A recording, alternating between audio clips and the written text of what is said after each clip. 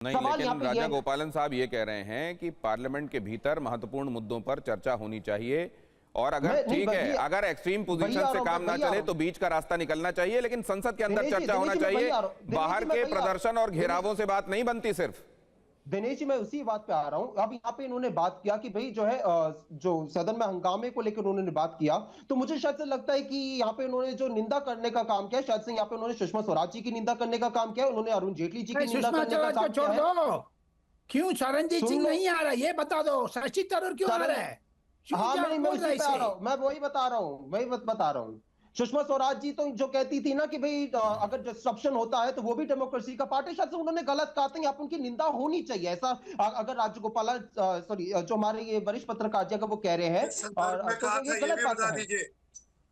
क्या किस संदर्भ में कहा था ये बता दीजिए। जब कोर्ट से वर्डिक्ट आ चुके थे, कोर्ट ने आदेश दे दिए थे, कोर्ट ने आपको गुनाहगार ठहरा दिया था। छात्रों पे आपने लाठी डंडे चलवा दिए, गुनाहगार ठहरा दिया था। अगर यहाँ पे छात्रों के साथ आप बर्बरता करें वो इंपॉर्टेंट नहीं है। आप छात्रों के साथ अगर यहाँ पे टीयर जो है एक्सपायर्ड टीयर गैस का इस्तेमाल करें वो इंपॉर्टेंट नहीं है। आपने जो महिलाओं के साथ बर्बरता की इंपॉर्टेंट नहीं है। तुम अपने नेता की तरह कब से हो गए? मैं समझा तुम अपने राहुल गांधी से ज्यादा समझदार हो। अरे क्यों लाठीचार्ज होता है? एक सवाल और आरपी सिंह साहब, आरपी सिंह साहब एक सेकंड अंशवत साहब ने बात कही है, मुझे आप आरपी सिंह साहब से बात करने दीजिए। केरल के मुख्यमंत्री को पहले आप आरपी सिंह साहब एक सेकंड अंशवत आता हूं, प्लीज कंट्रोल प्लीज, आता हूं आपके पास। मैं आरपी सिंह साहब आपसे ये पूछ रहा हूं कि कमियां अगर नहीं होती और गुंजाइशें नहीं होती तो ये क्यों समझा जाता कि अब जाइए एक पर्टिकुलर प्लेटफॉर्म में, सोशल मीडिया प्लेटफॉर्म में जाइए, रील्स बनाइए, जनता से कनेक्ट स्थापित कीजिए। उस एक वर्ग से आप एकदम कटे हुए हैं। अगर ये डिस्कनेक्ट नहीं होता तो संघ प्रमुख को ये क्यों कहना पड़ता कि इनकी भाषा समझिए, इनको डिक्टेट मत कीजिए, इनको समझने की कोशिश कीजिए, इनसे संवाद स्थापित कीजिए। और उनको आकर यह क्यों कहना पड़ता कि इनकी बातों को समझना आवश्यक है, ये विरोध नहीं कर रहे हैं, अपनी तकलीफ बयान कर रहे हैं। ये भी तो एक तरीके से सत्तारूढ़ गठबंधन को, पार्टी को आईना दिखाने वाली ही बातें थी ना। वही संघ की ओर से लगभग 80 शाखाएं देश में चलती हैं, जिसमें आधे से ज्यादा जनजी और जन अल्फा होते हैं। ये भी ध्यान में रखना चाहिए। और उसमें एबीपी के 40 लाख से अधिक छात्र हैं जो कि उसका फिर ये जब आप कह रहे हैं तो संघ प्रमुख की मुंह से तो फिर ये नहीं आना चाहिए, उनकी तरफ से आना चाहिए था कि हम ऑलरेडी जेनजी का ख्याल रख रहे हैं, कहीं कोई गुंजाइश नहीं है और कहीं कुछ ऐसा नहीं है, कोई नीड गैप नहीं है जिसको पूरा करना है। इम्प्रूवमेंट की गुंजाइश तो हमेशा रहती है, आगे अच्छा करने की गुंजाइश तो हमेशा सदा बनी रहती है। तो मानिए मोहन भागवत जी ने माना कि हमें और अच्छा करना चाहिए, परंतु मैं ये बता रहा हूँ कि 26,000 से अधिक स्कूल चलते हैं संघ की ओर जो संगठन है, तो उसमें भी कोई 2 करोड़ से अधिक बच्चे पढ़ते हैं। आप तो यही कह रहे थे ना कि हमने कानून लेके आए, आप तो सब चंगासी मोड में रहते हैं। आपको तब याद आता है कि हमारे झारखंड का जब आपका प्रदर्शन होता है। राहुल गांधी झारखंड का, राहुल जी झारखंड तब जाएंगे जब आप यहाँ पे गुजरात की बात करेंगे। राहुल जी को तब जाएंगे। भुवन भास्कर जोशी इस सब के बीच में जब आप उड़ीसा की बात करेंगे, खासतौर से जेनजी से जुड़ा हुआ मुद्दा, जनरेशन जी से जुड़े हुए मुद्दों के मामले में कांग्रेस के बरक्स समाजवादी पार्टी, मतलब जो ओपोनेंट्स का आपका मतलब ये जो ऑपोजिशन पार्टी का यूनिवर्स है, इसमें आप अपने आप को कहां पा रहे हैं जेनजी से कनेक्ट करने के मामले में? देखिए माननीय मुलायम सिंह जी से लेकर अखिलेश जी, माननीय डिम्पल जी, हमेशा माननीय मुलायम सिंह जी ने कहा है कि समाजवादी पार्टी युवाओं की पार्टी है।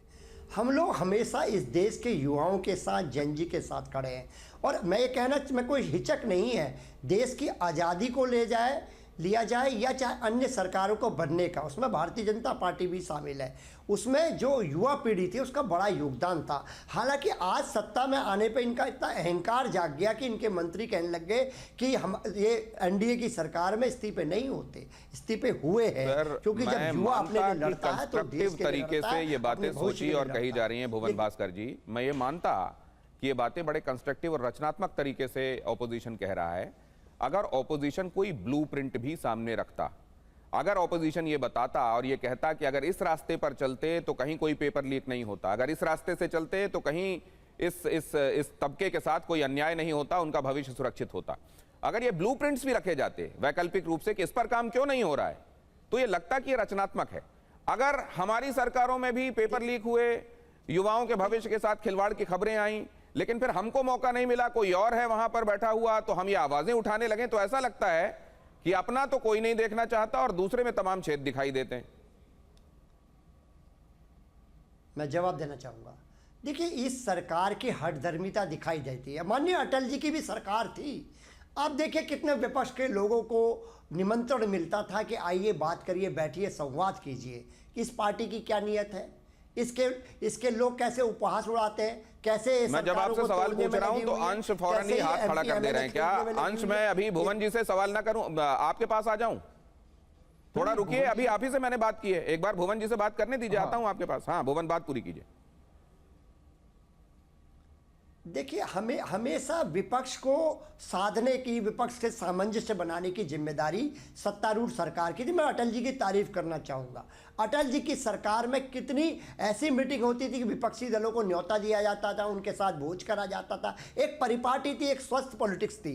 ऐसी इंदिरा जी के समय में, अन्य दलों के समय में देश ने देखा है, मनमोहन सिंह जी के समय में देखा है। लेकिन आदरणीय मोदी जी की जब से सरकार आई है, विपक्ष के दमन का सिंगल एजेंडा चल रहा है कि उनके MP MLA खरीदो, उनकी पार्टियों को तोड़ो। आज किस राजीव गांधी जी का नाम लेना भूल गए मांगेंगे या कैसे राय मांगेंगे? आप पार्टियां तोड़ेंगे, MP MLA खरीदेंगे और ये गोदी मीडिया उनको दिखाएगा। इस तरह थोड़ी चलेगा देश। अपनी बारी में देश चलेगा। अपनी बारी में बोलिएगा। अगले 30 सेकंड भुवन भास्कर जी को बोलिए। मैंने किसी भी पैनलिस्ट के बीच में नहीं बोला। मैं ये बात कह चुका हूं, आप अपनी बात हमारे विषय को लीजिए। हम विपक्ष की आवाज है, टीवी में तो मतलब आप ये कह रहे हैं कि विपक्ष को भरोसे में नहीं लिया जाता, विपक्ष का दमन किया जा रहा है, तो हम अगर चाहते हैं, हम कैसे अपनी बातें कहें? आप ये कह रहे हैं तभी शांत होता है जब आप हमारी आवाज को दबा देंगे।